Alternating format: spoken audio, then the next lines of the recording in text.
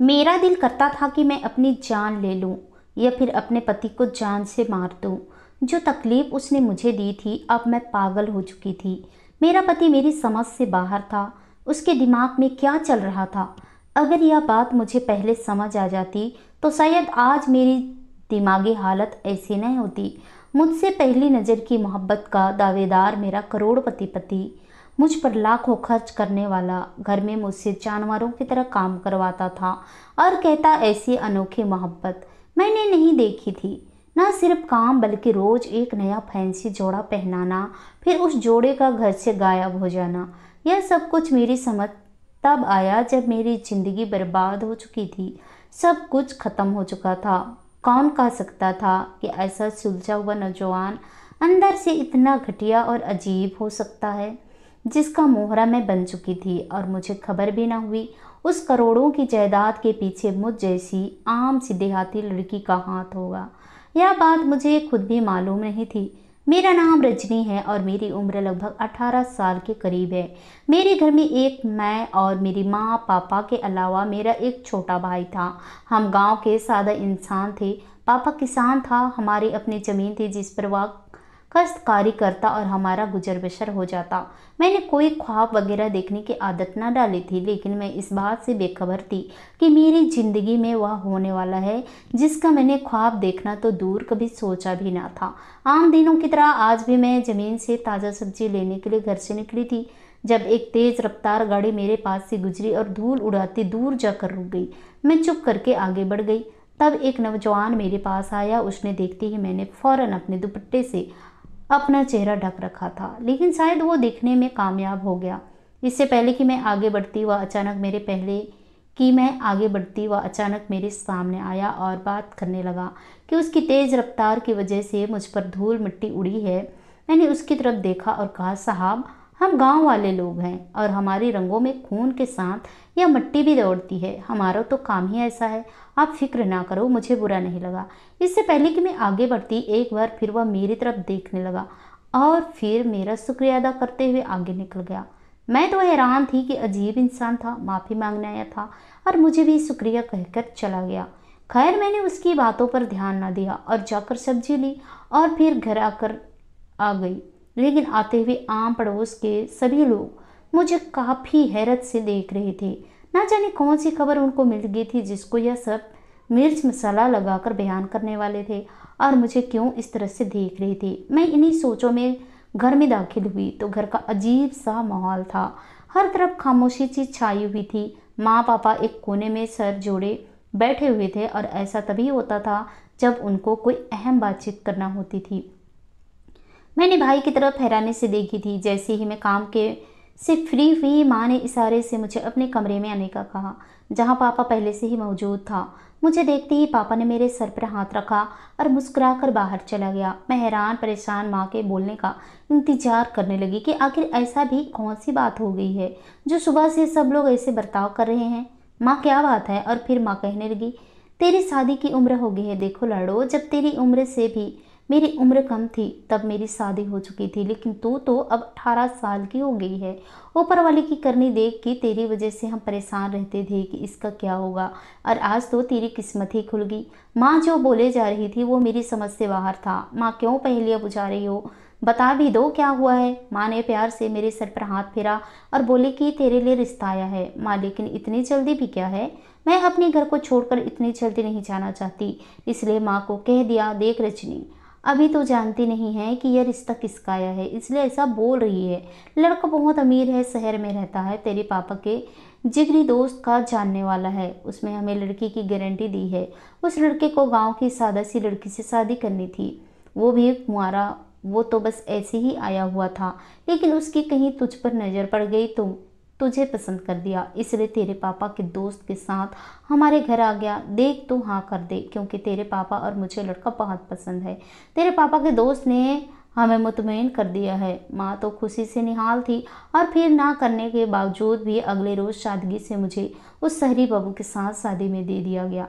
शादी के वक्त पता चला कि उसका नाम नीलेश है। शादी के साथ ही विदाई भी कर दी गई। मेरे पति का कहना था कि उसे दहेज में कुछ नहीं चाहिए, अच्छी बीवी मिल गई है, इतना ही काफ़ी है। मुझे उसकी बात पर जरा भी एतबार ना आया, लेकिन मैं कुछ कर नहीं सकती थी क्योंकि वह अगले रोज़ मुझे अपने साथ दे गए थे। लेकिन यह क्या, उसका घर तो वाकई कोई महल ही लगा था। इतनी बड़ी कोठी थी, लेकिन वह मेरे पति ने मुझ पर घर देखने ना दिया। उन्होंने कहा कि अब यह तो तुम्हारा ही घर है, आराम से देख लेना। मुझे कमरे में ले गया और बेड पर बिठाते ही मुझे इंतजार करने का कहा। थोड़ी देर के बाद कमरे में आया तो उसके हाथ में एक नया जोड़ा था। उसके हाथ में एक दूध का गिलास भी था। उसने वह फैंसी जोड़ा मुझे पहनने के लिए दिया और दूध पीने का कहा। जब मैंने दूध पिया तो उसमें से बहुत तेज खुशबू आ रही थी। जब पिया तो किसी फ्रूट का जायका महसूस हुआ। खैर, मैंने सारा दूध पी लिया। उसके बाद अगली सुबह जब मैं उठी तो पति ने पहले ही एक और नया सूट निकाल कर रखा था। मुझे कहा कि अपना जोड़ा बदली कर लो। मैंने खामोशी से जोड़ा लिया और पहनने चली गई। जब वापस आई तो पति ने नाश्ता बनाने का कहा। मैं कमरे से बाहर आ गई, लेकिन मैंने घर देखा ना था, इसलिए पति से रसोई कमरे का पूछने दोबारा कमरे में आई। देखा तो वह कोई चीज़ सोपर में डाल रहा था। मुझे देखते ही घबरा गया और जल्दी से सोपर बिस्तर पर रखते ही मेरे पास आ गया। क्या हुआ है? मैंने तो तुम्हें नाश्ता बनाने भेजा था। उसने प्यार से बोला कि मुझे समझ ही ना आया कि कैसे पूछो कि रसोई कहाँ है।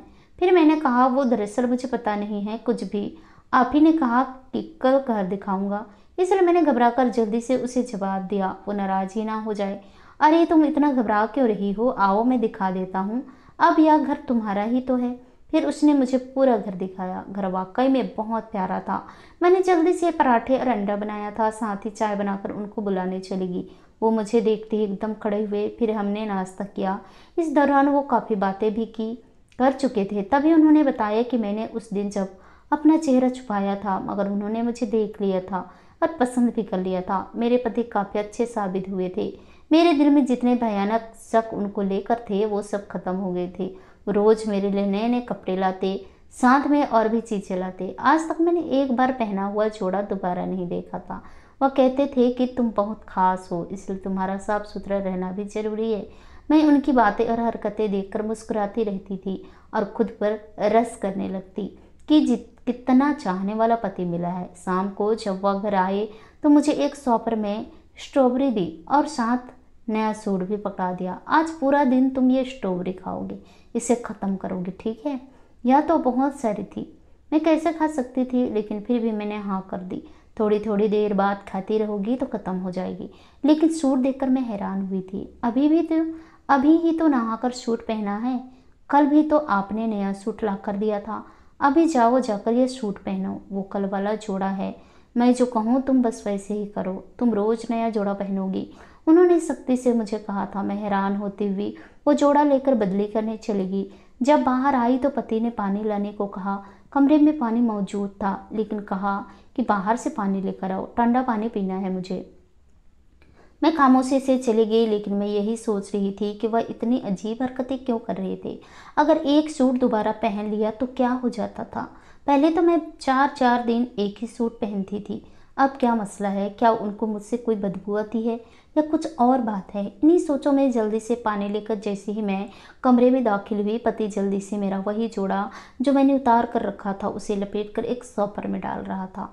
मैंने गिलास उसकी तरफ बढ़ाया तो उन्होंने एक घूंट पीकर पानी वहीं रख दिया और सॉपर को साइड पर करते हुए मुझे अपने पास बुलाया। देखो, मुझे नहीं पसंद कि तुम 2-2 दिन तक एक ही जोड़ा पहनो। मैं तुम्हें रोज़ नया सूट ला दूंगा। मेरा भी गुस्सा जायज़ है और मैं कोई गलत काम करने का तो नहीं कह रहा हूँ। सफाई तो निस्क इनाम। अब चलो, मेरी एक और बात सुनो। आज से घर का सारा काम तुम खुद करोगी। अब तुम खाना बनाओगी। घर में हम सिर्फ 2 लोग हैं, लेकिन तुम पता है एक वक्त मैं 3 से 4 सब्जी पके हुए खाता हूँ। आज पनीर के साथ फ्राइड राइस और मीठे में खीर। शाम को क्या पकाना है मैं आकर बताऊँगा। वो तो यह कहकर चले गए, लेकिन मैं परेशान हो गई। हम 2 ही थे तो इतना खाना बनाने की क्या ज़रूरत है? लेकिन अब इन्हें इनकार कैसे कर सकती थी, इसलिए मैंने जल्दी से खाना बनाया। खाना बनाते बनाते मुझे 3 घंटे लग गए। मैंने पसीने से भीग गई थी, मुझे शदीद गर्मी लग रही थी। अभी मैं नहाने का सोच ही रही थी कि मेरे पति आ गए। हमने साथ खाना खाया और वह वहीं बैठ गए। फिर उन्होंने मुझे रात का खाना बनाने को कहा, लेकिन अब मेरा इरादा नहाने का था। लेकिन उनके खाने की लिस्ट सुनकर पहले खाना बनाने का सोचा। वो भी काफ़ी खुश नजर आ रहे थे। कुर्सी लेकर मेरे पास ही बैठ गए। मैं काम के साथ साथ बार बार स्ट्रॉबेरी भी खा रही थी। पति की नज़रें मुझ पर ही थी। शाम के 6 बजे जब मैं फ्री हुई तो अब बर्दाश्त खत्म हो चुकी थी। मैं फौरन कमरे में गई ताकि नहा सकूं, लेकिन बेड पर नया सूट देखकर मैंने जल्दी से वो पकड़ा। उस वक्त सोचने का वक्त नहीं था। मेरे पास हालात की कुछ ऐसी हो गई थी कि मैं बाहर आई तो पति भी नहाने चले गए। उसके बाद रात का खाना खाते ही हम सो गए। रात को अचानक कुछ खटके की आवाज़ से मेरी आंख खुली तो देखा पति मेरे वही कपड़े जो मैंने आज बदले थे उनको एक थैले में डालकर बेड के नीचे रख रहे थे। अब मैं हैरान थी, लेकिन एक अजीब बात जो उन 2 महीने में मैंने नोट की थी कि एक बार भी उन्होंने मुझे अपने हाथ से खाने नहीं दिया। अजीब बात ये थी, पता नहीं कैसे उनको मेरी एक एक हरकत का पता चल जाता था। लेकिन इस बात की सच्चाई भी उन्होंने खुद ही कर दी कि सारे घर में कैमरे लगे हुए हैं ताकि कोई चोरी वगैरह ना हो सके। अब तो सवाल ही पैदा नहीं होता था कि मैं उसकी किसी भी बात से इनकार करूं। वो तो सब देखते रहते होंगे। अब इन सब बातों की वजह से अक्सर मेरे सर में दर्द रहने लगा था और जब पति को सर दर्द का बताया तो सारे काम छोड़कर वो मुझे डॉक्टर के पास ले गया। मेरे इतने महंगे महंगे टेस्ट करवाए। मैंने मना भी किया लेकिन वो ना माने। डॉक्टर ने भी कहा कि इसकी ज़रूरत नहीं है, लेकिन पति ने कहा तुम सभी टेस्ट करवा लो, मुझे तसल्ली हो जाएगी। मेरे सभी टेस्ट ठीक हो आए थे। उस दिन के बाद तो वो अगर मुझे सर में दर्द भी होता तो मैं पति को बताने की गलती ना करती, क्योंकि मैं अब जान गई थी कि वह मेरी छोटी सी छोटी चीज़ को लेकर परेशान हो जाता था। इस दौरान भी वह मुझे वर्जिश करवाता, कपड़े लाजमी बदली करवाता। यह आदत उसने नहीं छोड़ी थी। हमारी शादी को अब 2 साल होने वाले थे। मेरा पति अब पहले से ज़्यादा अमीर हो गया था। काम वो इतना नहीं करता था। दिन में 2 से 3 ऑफिस के चक्कर लगाता था। पहले तो फिर भी दिन में 1 जोड़ा बदली करने का कहता था, लेकिन अब दिन में 3-4 जोड़े मुझे बदलने पड़ते थे। मैं इस बात से तंग नहीं थी, क्योंकि मुझे आजकल पसीना ही इतना आता था कि लगता था कि अगर मैं जाकर ना नहाए तो जिंदा नहीं बचूंगी। लेकिन अब मैं सोच सोच कर दिमागी मरीजा बन चुकी थी। मेरी दवाइयों का ढेर मेरे पास लगा हुआ था, जो कि मैं रोज़ खाती थी। यह तो तब से शुरू हुआ था जब से सर्दियाँ आई थी। मैं सारा दिन घर का काम करती रहती और पसीना पानी की तरह बहता रहता। एक ही बार नहाने का सोचकर जब नहाती तो पति आकर हीटर चालू करके मुझे कमरे में बंद कर देता। जब मैं गर्मी से बेहोश होने लगती तो कहता कपड़े बदल लो, पसीने की बदबू आ रही है। सिर्फ इतना ही नहीं था, जब जब कपड़े बदल दी करती तब तक वह कोई ना कोई फल ला कर देता। कभी अंगूर, कभी आड़ू, कभी अमरूद तो कभी अनार। लोग इन सब चीज़ों के लिए तरसते हैं और मैं यह खाना खा खा करके दिमाग की मरीजा बन गई थी। अब मैं सोचती थी कि इससे तो मेरा गांव अच्छा था। वहाँ मौजूद मिट्टी का मकान अच्छा था, जहाँ काम करने के बाद ठंडी हवा सुकून देती थी, और यहाँ तो सर्दियों में भी गर्मियों का समय रहता है। मेरी तो दिमाग खराब हो चुकी थी। मुझे रोज़ कमरे में बंद करके हीटर चला दिया जाता। अब मैंने सोच लिया था कि पति को कोई बात नहीं बताऊंगी। अगर ऐसा ही चलता रहा तो मैं बहुत जल्द दम घुटने से मर जाऊंगी। आज मैं कमरे में बंद हुई तो जानबूझकर हीटर खराब कर दिया, मगर मेरा पति उसी दिन नया हीटर ले आया। अब मैंने एक तरकीब सोची कि पति जैसे ही काम पर गया, मैं बाजार जाकर एक कैमरे वाले आदमी को पकड़ लाई और उसे पैसे देकर घर के सारे कैमरे खराब करवा दिए। पति को पता ही न चला, क्योंकि उनको अब यकीन था कि मैं ऐसा कुछ नहीं करूंगी। लेकिन मुझे वह रात जानना था जिसकी वजह से मेरी हालात मरने वाली होती जा रही थी, और मेरा पति मुझे मरने भी ना देता। अगले रोज मैंने अपने मैले कपड़ों की जगह दूसरे कपड़े रख दिए। पति वो सूट लेकर रात को ही घर से निकाल गया। मैंने उसका पीछा किया। वह एक फैक्ट्री में दाखिल हुआ। वहां जाते ही मेरे सूट को एक बड़ी सी मशीन में डाल दिया गया। उसके बाद ना जाने और क्या डाला था, मैं नहीं जानती थी। खैर थोड़ी देर बाद वहाँ से एक मालूल तैयार हुआ, जो बहुत ही बोतलों में मशीन के जरिए भरा जा रहा था। जब मैंने एक उठाकर सूंघी तो उसमें खुशबू थी। अब मुझे मामला कुछ कुछ समझ में आ रहा था। मैं एकदम से अपने पति के सामने चली गई।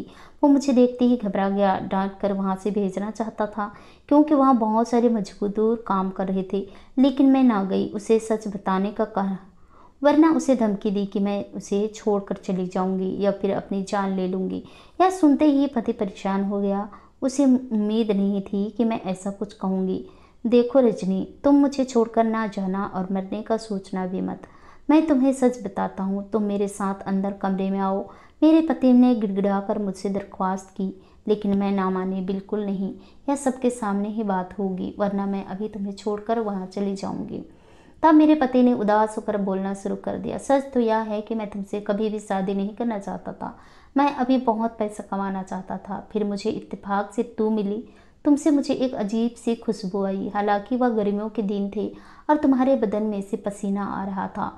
मैं उस वक्त एक परफ्यूम की फैक्ट्री में काम करता था, लेकिन तुम्हारे पसीने में कुदरती ऐसी खुशबू थी जिसमें कुछ केमिकल मिलाकर एक परफ्यूम तैयार किया जा सकता था।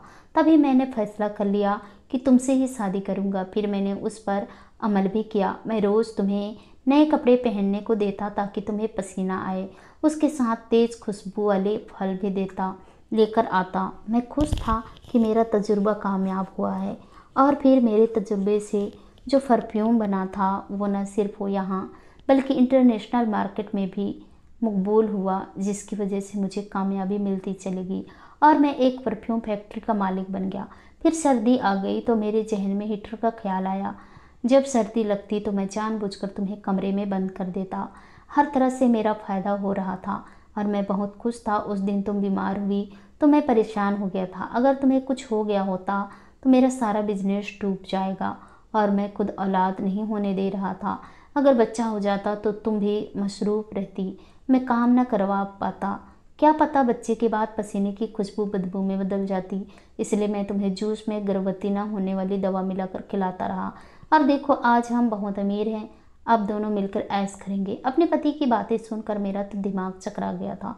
मैंने उस वक्त तो उसकी बात मान ली, मगर बड़ी चालाकी से मैंने पुलिस को बुलवा लिया और एक अच्छी भली लड़की को शादी के बाद नफ्स बनाने और कारोबार के लालच में उसे बच्चा रोकने की दवा खिलाने के जुर्म में गिरफ्तार करवा दिया और खुला का नोटिस भी दे दिया।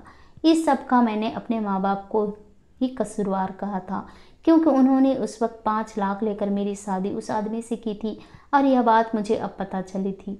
अदालत के जरिए मैंने तलाक ले ली थी। मैं ऐसे आदमी के साथ नहीं रहना चाहती थी। उसने मुझे बहुत तकलीफ दी थी।